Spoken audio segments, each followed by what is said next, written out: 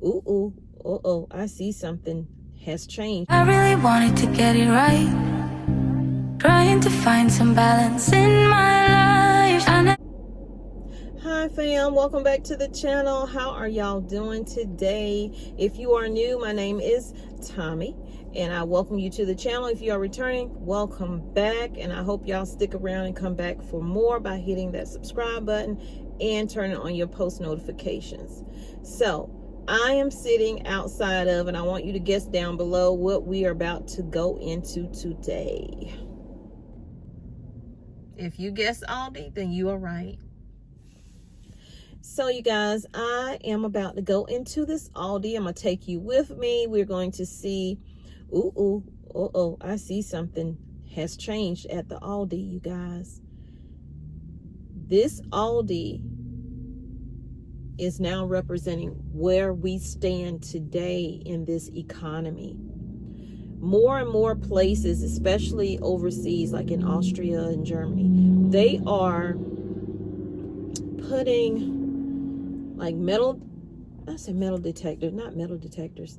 They're putting the alarms, those little things that you put on electronics so it'll beep when you go out the door. They're now putting those items on meat, on feminine products, you name it, they're doing it. And that is a sign that there's a lot of stealing, a lot of shoplifting going on. The economy is so down. This video was not meant to be that. It was just a trip to go into Aldi, but I'm talking to you, but I'm looking past the camera, and I notice they now have a security guard at the door of this Aldi. I have never seen security at any Aldi, no matter what state or city or town I'm in, and I go and look and see what's going on in the Aldis. I have not ever seen that. That is the sign of the times. People cannot afford food. People cannot afford to feed their families, and they are resorting to stealing, taking what they didn't pay for.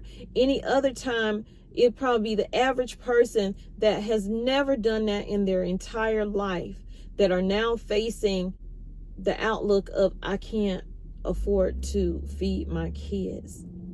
Not even the cheapest of the cheap food like spaghetti. You can get the noodles, you can get the pasta sauce, probably at a decent price, but the meat, that brown beef or turkey that you're going to cook it with, those prices have skyrocketed. We are about to see hyperinflation like we have never seen before. We're about to experience some things we have never, ever felt before. And a lot of people who were doing good or thought they were doing good, doing better than they were maybe a year ago. Like I thought I was doing better than I was, and I am doing better than I was a year or 2 years ago, definitely. But I'm starting to have to pinch every dime, nickel, and quarter that I have, because I definitely have to make sure my bills are paid, and I definitely have to make sure that my children are fed. So people, and you have medications that you have to get. So the struggle has always been there of, do I pay all of this bill? Do I pay a little bit of this bill so that I can put food on the table?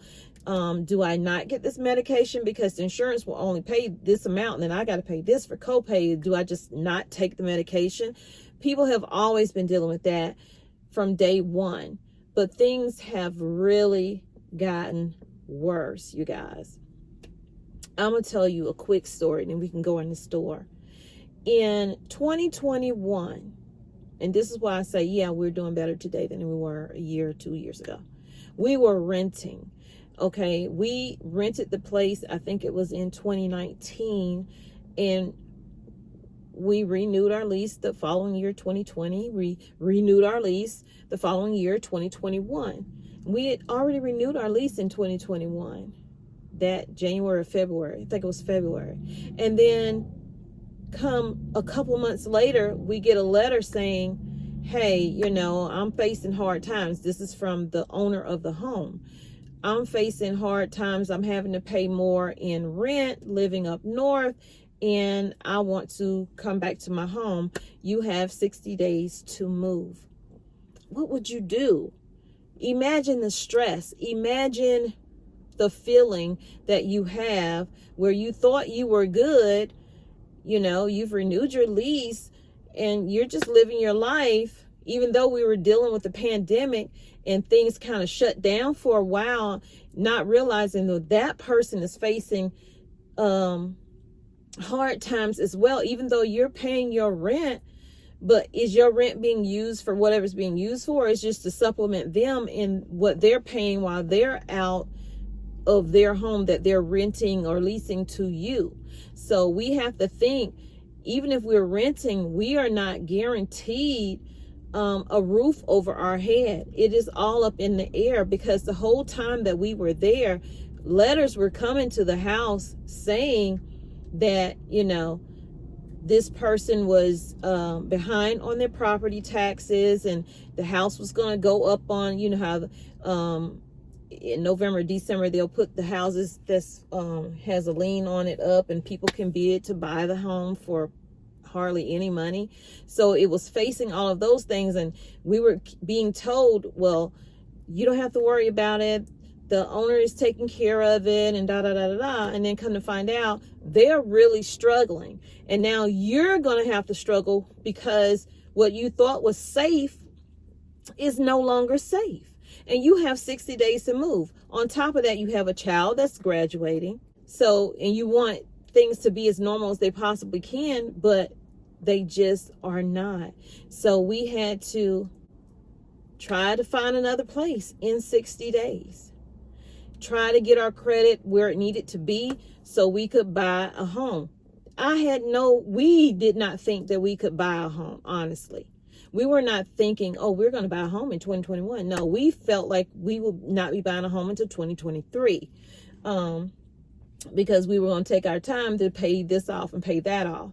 And so I saw my husband sitting in the car, and I saw him with his head down. And this is a man who never really lets anything bother him, at least to the eye. You would think nothing's bothering him, but I've been with him long enough to know something is. Something came over me, and it said, go talk to him, pray with him.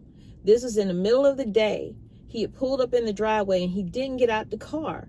And so I went to him, and I didn't ask him what was wrong with him, because I knew, because we had this over our head that we have 60 days. And at this point, we probably had maybe 30 days left, or, you know, maybe 45 left in that house.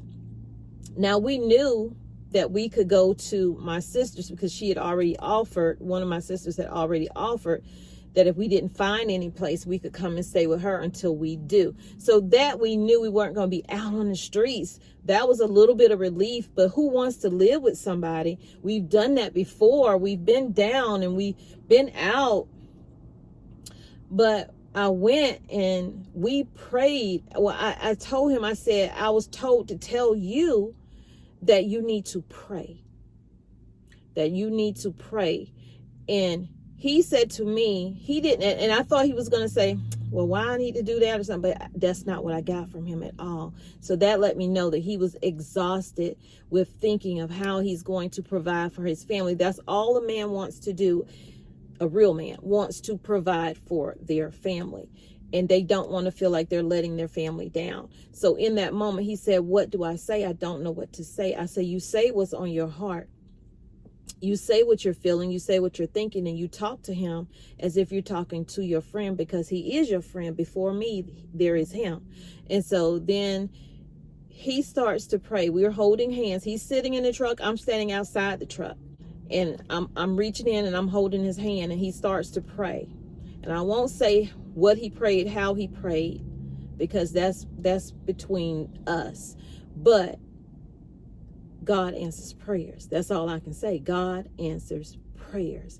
And in that moment, I felt a relief off of me for him, because I felt for him. And I think he felt it too, because tears came down his eyes. And so we said, we've said our prayer. We're going to do our due diligence and what we need to do to meet God in him helping us. So I kid you not, everything laid out as if it was planned, but it was no plan. But to stay truthful and faithful in that moment, and to remember that nothing is promised to us, okay? And I don't know how he reached out. He found somebody that was dealing with helping his brother find a home, and that person, and you have to qualify before they even start looking for a house for you. It went through like that. The things we thought that would keep us down and wouldn't have us owning our own home, it was like butter. Everything just went so smooth. So I say all that to say this: be prepared for the worst, because the worst will come to you when you least expect it.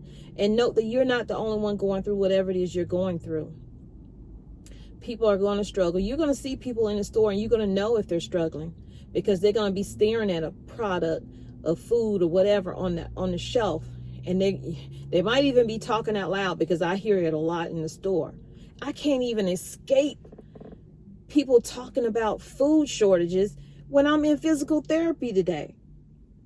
That's all he wanted to talk about. And he doesn't know I have a channel. I don't tell people I have a channel. Not doctor's office or nowhere like that. He just started talking about it because that's what was on his mind. So it's on a lot of people's mind, and a lot of people need the relief of talking. Me talking to you is a stress reliever. You talking in the comments to each other and to me should be a stress reliever, because we're all trying to help each other figure out a way that we can just keep our head above water. But a lot of people are going to drown in this food insecurity we're dealing with. The fact that there is a security guard standing outside this store speaks for it all, you guys.